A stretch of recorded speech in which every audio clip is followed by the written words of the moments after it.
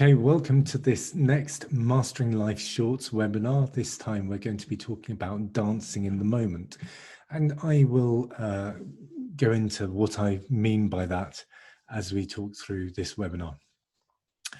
So first of all, in so many courses I've been on, trainers have tried to divide the population into, I don't know, 16 types of people for Myers-Briggs or 4 types of people for DISC.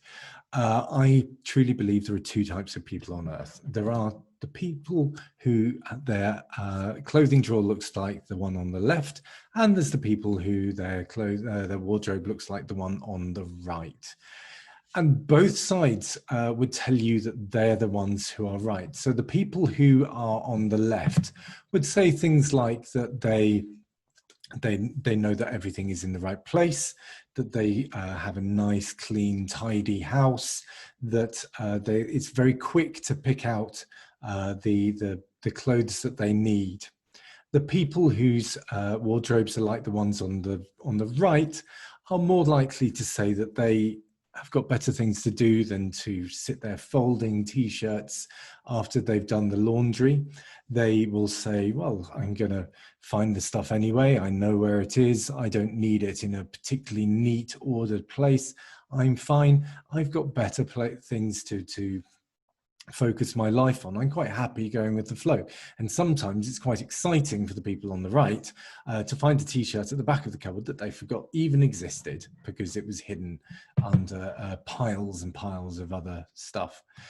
So now, a lot of this webinar is focused on the people on the left and thinking about how they could potentially be missing out on things in life.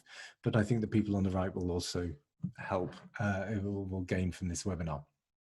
So let me take you back in time. There I am on December the 31st, 2019. That was a day, wasn't it? So there's me sitting on a rooftop in Bangkok, enjoying a lovely meal and thinking ahead of the year I was about to start.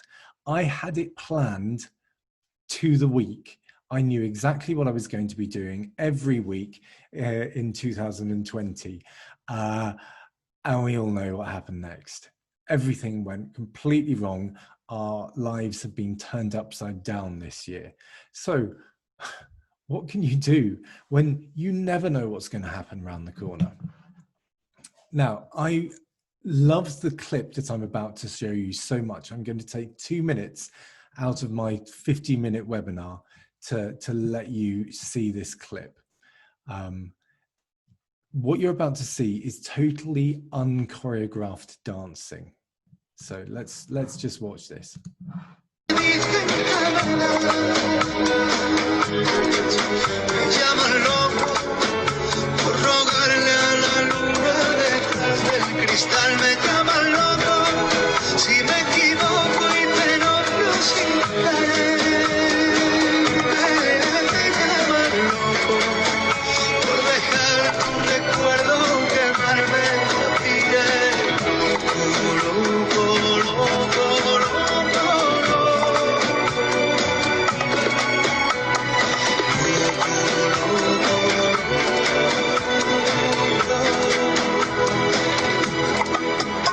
Si yo pudiera darte un beso, sabrías cómo duele este amor. Y podré invertir el universo para quedarnos en la nada tú y yo. Si acaso te vas sin poderte tocar, me veo de nuevo dando de qué hablar. Me llaman loco por no ver lo poco que dicen que me das. Me llaman loco por rogarle a la luna detrás del cristal. Me llaman loco si me equivoco y te nombro sin querer. Me llaman loco.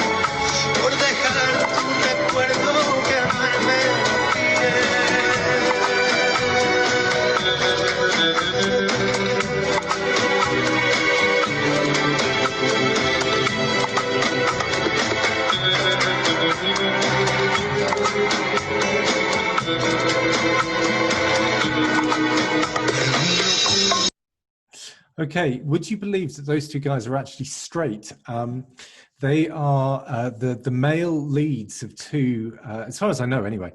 The male leads of two mixed gender dance partnerships, and they are dancing together in the moment, totally unscripted. Now, what I love about that is the fact that they have just decided to go with the flow and really enjoy the moment. And the whole point of this webinar is to say that we can do that, and it doesn't matter if we don't know what's going to happen next. So how do you do that? What is actually going on? So the first thing that's most important is have a vision, not a goal.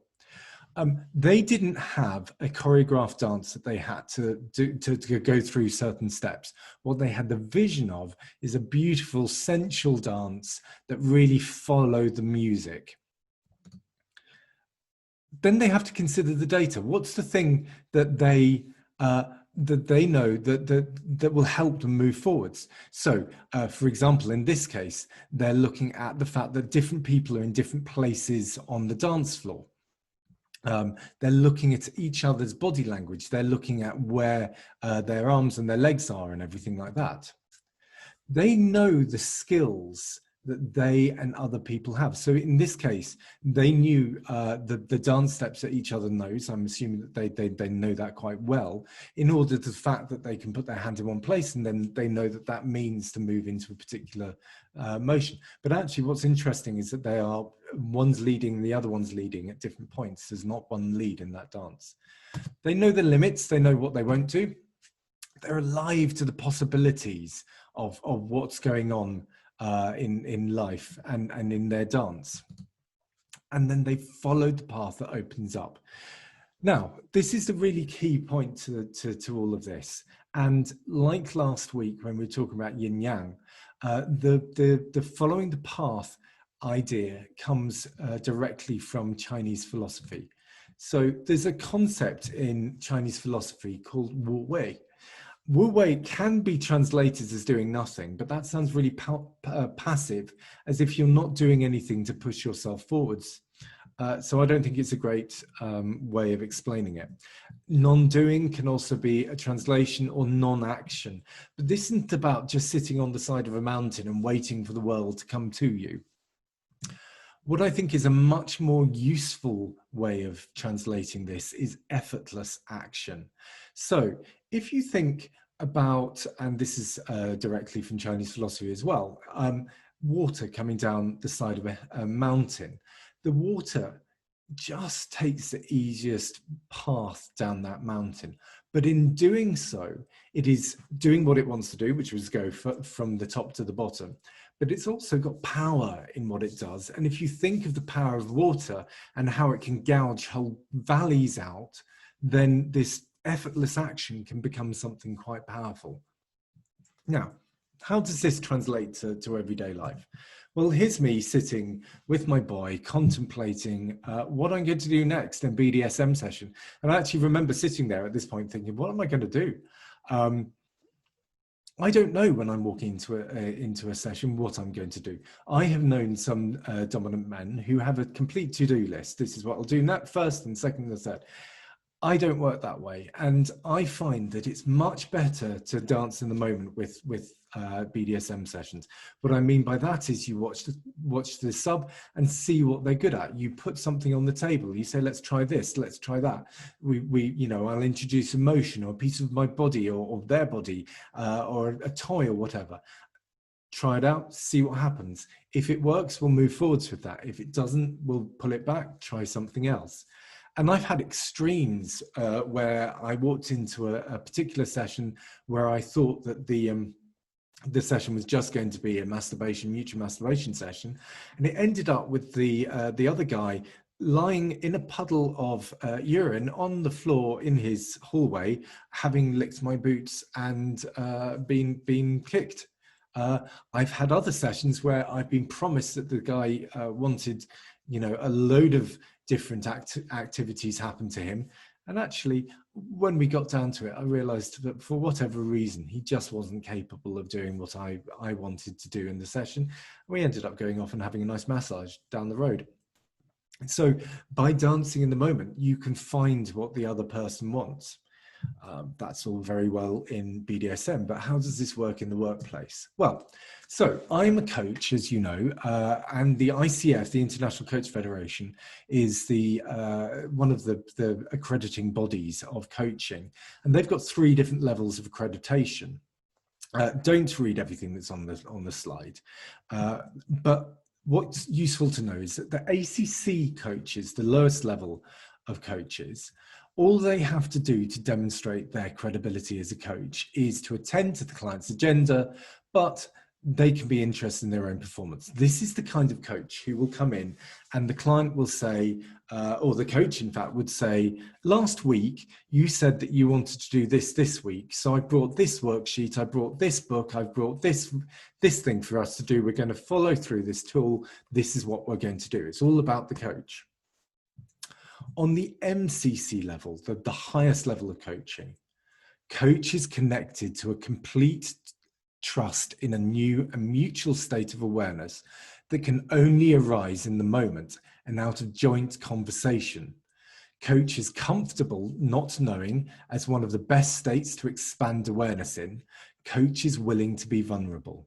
So here you're really dancing in the moment. You're just going, I don't know what's going to happen in the next hour of my coaching.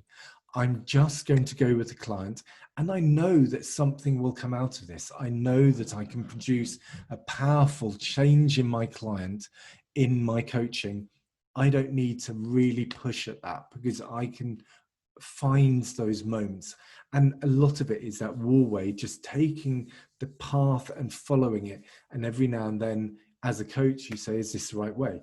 What about you? If you're not a coach, how does this work? Well, maybe you're a leader in work and you have to deliver some difficult news or have a difficult conversation. You could go in and you could have a to-do list of, I'm going to say this and this and this and this and this, and then almost like a branching diagram saying, if they say this, then I'm going to do this. If they say this, I'm going to do this, and blah, blah, blah. Or you could go in and say, right, I've got a broad idea of the vision for this conversation. I want us both to come out with an increased understanding of where we're going.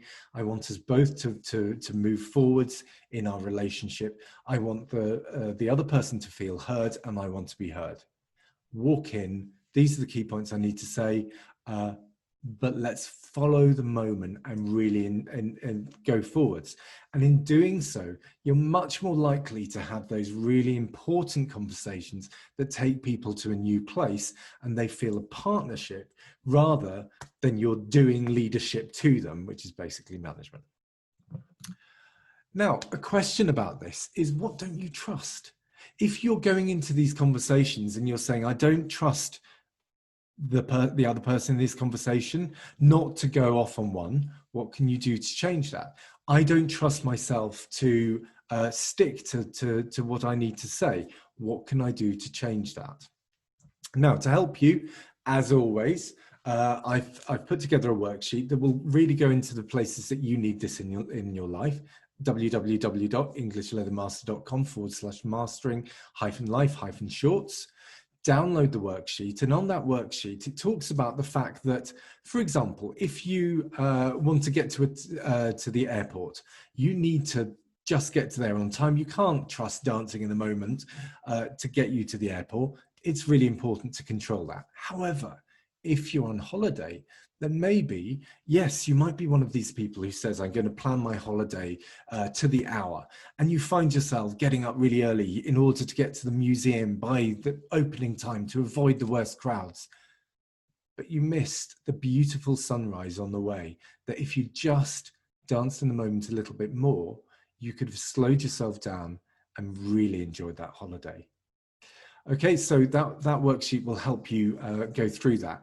As with all of these things, if you want more help to go into this in a deeper way, then absolutely come to me and I can talk about how coaching could really help this, because it gives you that space to work on this. And one of the other things that coaching can do is really role play, those difficult conversations. So you can practice dancing in the moment, which is a useful thing to do. Password for today is tango with a capital T.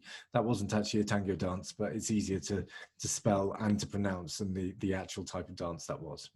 Next week, I'm going to be returning to Brené Brown and her 10 signposts for wholehearted life. And we're going to be looking at the next 3. So I'm really excited to be doing that. So thank you very much.